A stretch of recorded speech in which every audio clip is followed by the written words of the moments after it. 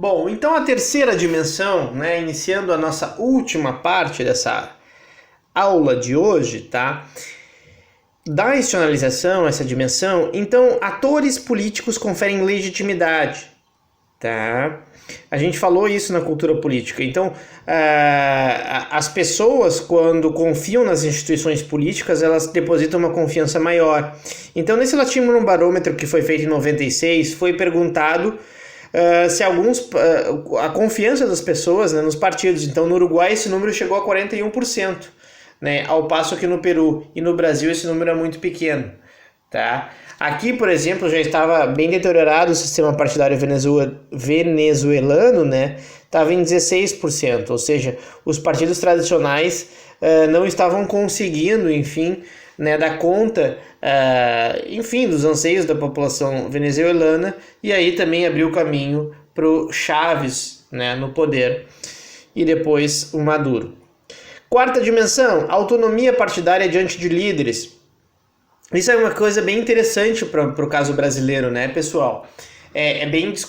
Isso é bastante discutido na ciência política, assim, o quanto às vezes os líderes vão ficando independentes dos seus partidos, né?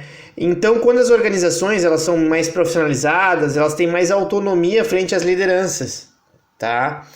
Então, muitas vezes no Brasil, os líderes políticos, eles são maiores, né? Foi o caso do lulismo, né? Foi o caso do bolsonarismo. Eles são maiores que as próprias legendas.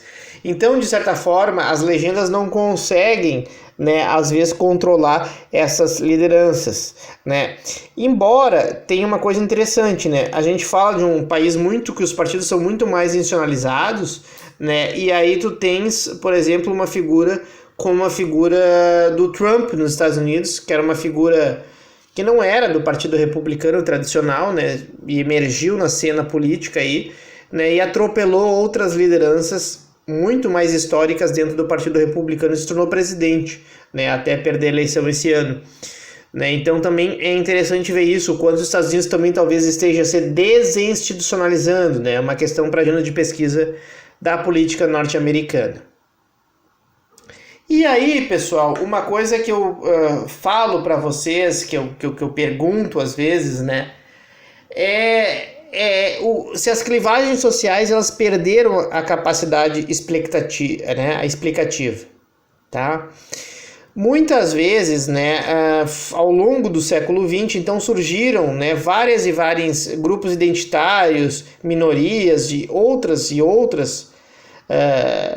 grupos, né, o que o Sartori chama de entrecruzamento de clivagens, onde mais aquelas coisas antigas da religião que eu expliquei para vocês, a classe social, elas já não são mais distintivas, tá? Tanto em apoios aos partidos, tá? O Engelhardt, que vocês viram em Teoria Política 3, né?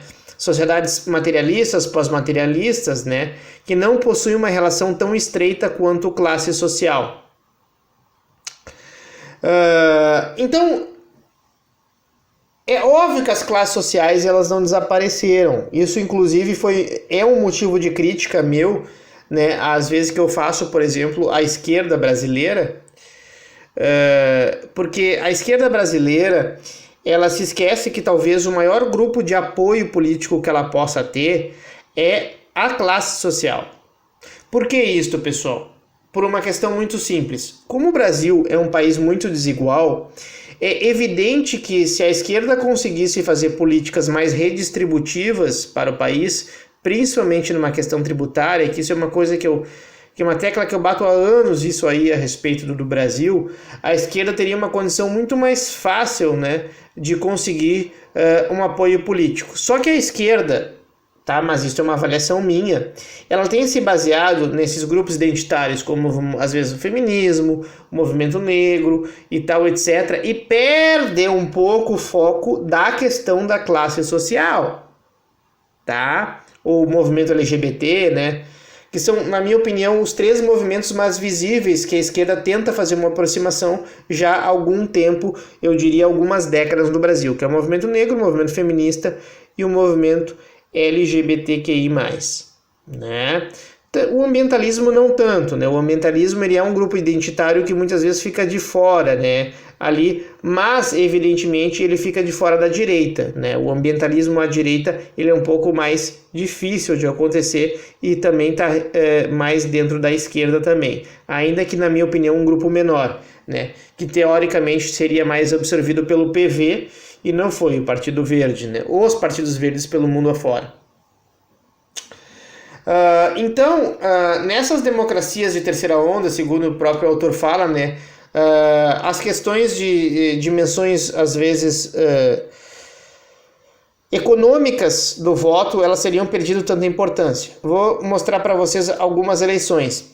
Na eleição de 89, tem coisas aqui interessantes, tá, pessoal? Aqui nessa coluna, então, à esquerda, nós temos a renda domiciliar, medida por salários mínimos, tá? E aqui os três principais presidenciáveis daquela eleição, tá? Que foi Collor, Brizola e Lula. No final da campanha o Lula acabou vencendo sobre Brizola e foi para o segundo turno com Collor, onde o Collor ganha a eleição de 1989. Então, por exemplo, aqueles eleitores mais ricos, né? Ou seja, que detinham mais de 20 salários mínimos, né? Os que daria para dizer provavelmente aqui os que estavam lá entre os 5% mais ricos do Brasil, a classe média alta, né? Voltavam então 13% no Collor, 13% no Brizola, 20% no Lula. Bah, que estranho, professor. Justamente, é estranho, quer dizer, a conotação de classe social entre a classe média mais alta, né, ela não era muito favorável, digamos assim, a Collor, e sim mais a Lula, tá? Já a classe média, né, mais aqui, tá, se a gente pega esses blocos mais unidos aqui, a gente vê que detém uma certa preferência pelo, então, candidato Collor, né? Então, aqui a gente consegue visualizar isso, né? Essa foi feita uma pesquisa Ibope. Então aqui a gente vê uma preponderância, né, da classe média no Collor. Aí conforme vai decaindo, né, a renda, a gente vê que há um aumento muito forte em votação pró-Collor, né? A ponto de, por exemplo, chegar aqui entre esses que têm entre 0 e 1 salários mínimos, né? Metade votaram no Collor. Metade, pessoal. E só 13% no Brizola e só 16,5% no Lula. Tá? Então, a gente pode perceber como o Collor aqui, que quem era o Collor? O caçador de Marajás. Ele era um cara da direita, né? Mas que se ele colocou como outsider da política, o outsider que ele não era dos principais políticos, pelo menos não a nível nacional, mas a nível alagoano ele já era bem conhecido, né? E ele ganha aquela eleição. Então, veja que Brizola, e nem Brizola nem Lula, conseguiu pegar, por exemplo, o voto dos mais pobres. Os mais pobres, na verdade, votavam muito maior peso no Collor, o que é uma coisa que pode parecer estranha e realmente é, né? Isso é uma coisa que o Mewin acentua, né, quando ele fala sobre esse debate, como a questão de classe social aqui, ou ela estava muito confusa, né? A intenção de voto no primeiro turno em 94. Vejam como não existe muita diferenciação, tá, de classe social e voto, né? Na média, tá, por exemplo, o Fernando Henrique fez 44%, ele fez um pouco mais, né, naqueles que têm mais de 10 salários mínimos. Já o Lula quase que fica igual, né? Com um pouco menos, inclusive, de votos daqueles que são mais pobres. Podem, né, ver aqui. Então não tinha uma questão de classe tão clara, tá? Claro que isso muda, né, pessoal? Com a eleição do governo petista, uma coisa que o governo do PT conseguiu fazer é justamente fazer essa mudança, né? E muitas vezes fazer com que os pobres votassem mais, né, no PT do que costumavam votar, principalmente nas campanhas presidenciais, e isso foi bastante importante na manutenção do poder do PT durante muito tempo, tá? Então, por exemplo, aqui, né, diferente do que a gente viu em 94 e em 89, que o PT não conseguia tanto voto entre os pobres, na eleição de 2014, que é a reeleição da Dilma, por exemplo, né, aqueles aqui são os mais pobres, né? Então, até 1.500 a renda familiar das pessoas, tá? R$1.500, aqui entre 1.500 a 2.000 e por aí vai. Então, conforme vai descendo, vai aumentando.